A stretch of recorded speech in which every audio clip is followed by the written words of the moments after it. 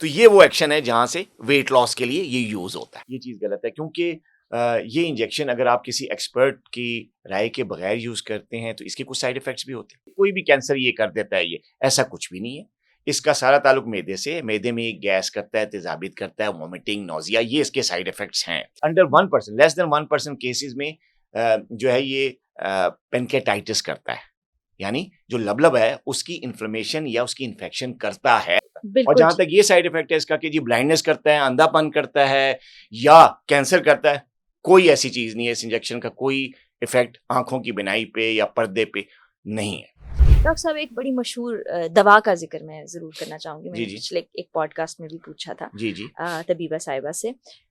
Ozempic कुछ लोगों के लिए बड़ा मैजिकल काम कर रही है। जितना मैंने रिसर्च करने की कोशिश की, शुगर पेशेंट्स को दिया जाते हैं इसके इंजेक्शंस, लेकिन लोग इसको वेट लॉस के लिए भी इस्तेमाल कर रहे हैं। फिर कुछ इसके साथ चीज़ें जुड़ गई हैं कि कहीं ब्लाइंडनेस हो गई, ब्रेन में कोई मसला हो गया या बॉडी में कोई ऐसा डिसफंक्शन हो गया। तो पहले हिस्से में मैं जानना चाहूँगी कि ओजेम्पिक है क्या, इसको कौन कौन इस्तेमाल कर सकता है, फिर डिटेल में इसके साइड इफ़ेक्ट्स और इसके फ़ायदे बताइएगा।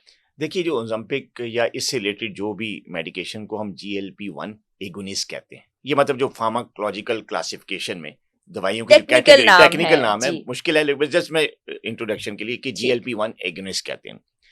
ये वो दवाइयां होती हैं जो कि मैदे पे एक्ट करती हैं, स्टमक पे, और एक स्टमक पे हार्मोन होता है GLP-1 हार्मोन।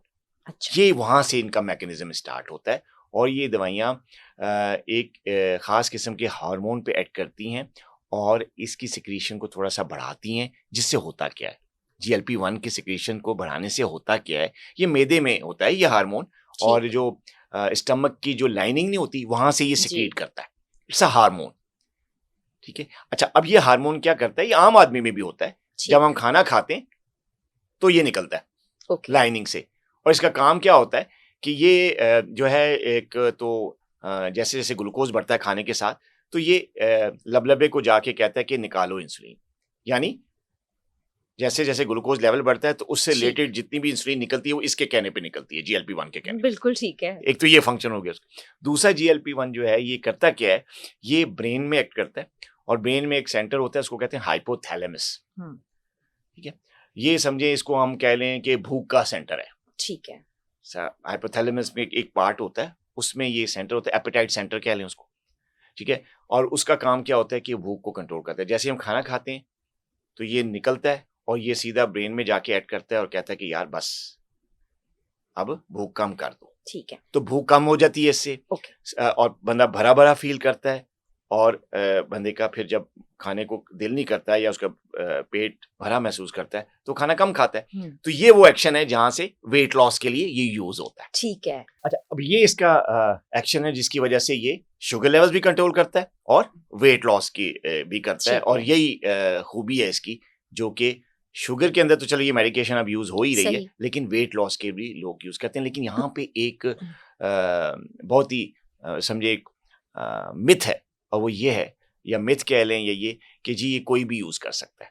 ये मिथ गलत है। और डॉक्टर साहब लोग कर रहे हैं यूज। आसपास अगर आप नजर दौड़ाएं तो आपको एग्जैक्टली मेरे पे कई पेशेंट और उनके रिश्तेदार मुझसे रब्ता करते हैं क्लिनिक पे कि जी हमारा रिश्तेदार या हम लोग जो हैं, मेरा वजन ज्यादा है, तो मैंने किसी के कहने पे, भाई ने कह दिया या किसी कजन ने कह दिया या किसी दोस्त ने कह दिया, या ये टीका मैं लेके आया हूँ अमेरिका से या फलां जगह से, मैंने बड़ा वेट लॉस कर लिया से, तुम यूज कर लो।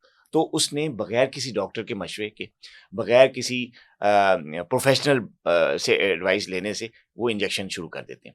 अच्छा, ये चीज़ गलत है, ये चीज़ गलत है क्योंकि ये इंजेक्शन अगर आप किसी एक्सपर्ट की राय के बगैर यूज़ करते हैं तो इसके कुछ साइड इफ़ेक्ट्स भी होते हैं, वो भी होते हैं। दूसरा ये कि इस इंजेक्शन की कुछ डोजेज होती हैं जो कि आपको डिफरेंट टेस्ट को मॉनिटर करके वो बढ़ाई जाती हैं। जो एक टेक्निकल बंदा है, प्रोफेशनल डॉक्टर ही इस बात को समझ के आपकी डोज को बढ़ाता है।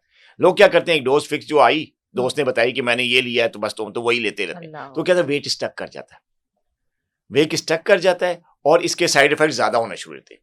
2-4 किलो कम किया, बस रुक गया। और जो इसके साइड इफेक्ट्स होते हैं मैदे पे, ज़ाहिर मैदे पे एक्ट करते हैं, तो गैस्ट्राइटिस और अल्सर और नोजिया, वॉमिटिंग, ये इसके बड़े मेजर कॉमन साइड इफेक्ट्स हैं।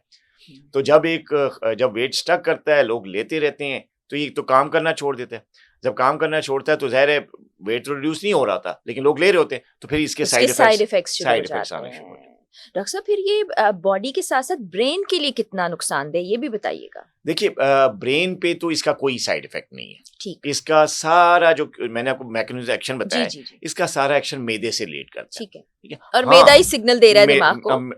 मैदे से सिग्नल जाता है कि यार भूख कम कर दो, तो मैदा भूख कम कर देता है, और मतलब दिमाग मैदे को कहता है कि यार भूख कम कर दो या भरा फील करो, तो मैदा भरा फील करता है, और इंसान को भूख कम लगती है तो कम खाता है और वेट रिड्यूस होता है। यही मैकेनिज्म एक्शन है इसका, लेकिन इसका डायरेक्ट इफेक्ट ब्रेन पे नहीं है। ठीक है। सुनने में याद है कि यार ब्रेन का कोई जी कैंसर कुछ कॉज केसेस करता है हमने हाँ जी। ऐसे सुने, अब वो सच है या झूठ है वो आप ही हमें बताएंगे। देखिए जी, इसका तो कोई ऐसा साइड इफेक्ट जो कि अभी जो मशहूर हो रहा है कि ये अंधापन कर देता है, जी आंखों की बनाई छीन लेता है, जी, या ये ब्रेन में कोई कैंसर कर देता है, या ब्लड में कोई कैंसर कर देता है, ये कोई भी कैंसर ये कर देता है, ये ऐसा कुछ भी नहीं है। इसका सारा ताल्लुक मैदे से है। मैदे में गैस करता है, तेजाबित करता है, वॉमिटिंग, नोजिया, ये इसके साइड इफेक्ट्स हैं। हाँ, कुछ केसेस में, और रिसर्च बेस्ड मैं जो साइड जी इफेक्ट्स बता जी रहा हूँ, जी जी, कुछ कोई रिसर्च हुई थी इस ठीक पे, और अभी भी चल रही है रिसर्च। रैट्स में, चूहों में जो है मेडुलरी थायराइड कैंसर, ये खास किस्म का थायराइड का कैंसर होता है, सिर्फ रैट्स में देखा गया है कि इस इंजेक्शन की वजह से रैट्स में, चूहों में, इंसान में थायराइड कैंसर का कोई केस भी रिपोर्ट नहीं हुआ। ना रिसर्च में ये बात साबित है कि जो है ये इंजेक्शन जो है ना, वो किसी भी किस्म का थायराइड का कैंसर करता है, ये बात नहीं है। यानी लेकिन इसमें फिर भी डॉक्टर जो प्रोफेशनल लोग हैं, मेरे पास आते हैं लोग, तो मैं भी प्रॉपरली उनकी फैमिली हिस्ट्री, उनको स्क्रीनिंग करता हूँ कि थायराइड का कोई डिसऑर्डर तो उनको नहीं है, तो हम नहीं देते।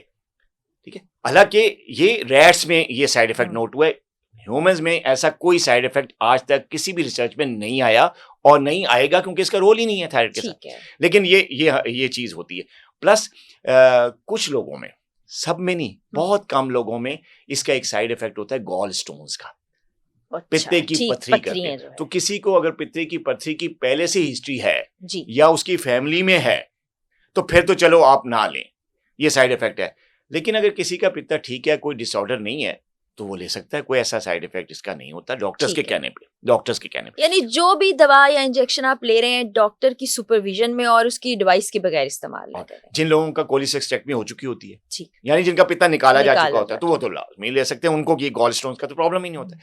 तो ये कुछ साइड इफेक्ट्स हैं जो होते हैं इसके लिए। इसके अलावा कुछ अंडर 1%, लेस देन 1% केसेस में जो है ये पेनकेटाइटिस करता है, यानी जो लबलब है उसकी इन्फ्लेमेशन या उसकी इन्फेक्शन करता है, लेकिन वो भी लेस देन 1% केसेस में। वो भी सिर्फ उन लोगों में जिनमें कोई भी रिस्क फैक्टर हो पेनकेटाइटिस का, फैमिली हिस्ट्री चल रही है, जी, या ट्राइग्लिसराइड बहुत ज्यादा है, ठीक, या फैट मेटाबॉलिज्म डिस्टर्ब है, मेटाबॉलिक सिंड्रोम है, या इस किस्म के जो लोग हैं जो कि एट रिस्क हैं फॉर डेवलपिंग पेनकेटाइटिस, तो उनमें हम इसको एहतियात का मशवरा देते हैं या मॉनिटरिंग करते रहते हैं कि यार देखते रहें लबलेबे को कि उसमें कोई प्रॉब्लम तो नहीं आ रहा अगर इंजेक्शन ले रहे हैं। लेकिन लोग क्यों क्या करते हैं, अनएथिकल यूज, खुद से यूज कर रहे होते हैं, प्रोफेशनल डॉक्टर की राय से नहीं कर, तो उनमें फिर क्या होता है कि वो फिर ये साइड इफेक्ट्स उनमें आते हैं। ठीक है, क्योंकि आप मॉनिटरिंग तो किसी से करवा ही नहीं रहे, बिल्कुल, तो वो फिर साइड इफेक्ट आते हैं और फिर कहते हैं कि नहीं जी इसका भाई इसका साइड इफेक्ट नहीं है, वो आपको है क्योंकि आपने इसको ओवर द काउंटर या सेल्फ मेडिकेशन पे कर दिया। तो सेल्फ मेडिकेशन पे ओज़ेम्पिक या इस किस्म के कोई भी इंजेक्शन वेट लॉस के लिए यूज ना करें, क्योंकि इसके इतने साइड इफेक्ट्स नहीं है। उनको होते हैं जो इसको सेल्फ मेडिकेशन के तौर पे यूज कर रहे होते हैं, या किसी अनप्रोफेशनल के एडवाइस पे कर रहे होते हैं, या किसी भाई बहन कजन से सीख के या लेके वो इंजेक्शन यूज कर रहे होते हैं, उनको होते हैं। डॉक्टर के एडवाइस पे कभी कोई साइड इफेक्ट नहीं होता। और जहां तक ये साइड इफेक्ट है इसका कि जी ब्लाइंडनेस करता है, अंधापन करता है या कैंसर करता है, कोई ऐसी चीज नहीं है। इस इंजेक्शन का कोई इफेक्ट आंखों की बिनाई पे या पर्दे पे नहीं है। ठीक है डॉक्टर साहब, बड़ी तफसील से हमने ये जाना, और क्योंकि इस्तेमाल बहुत बढ़ गया था तो ये मैं भी जानना चाह रही थी।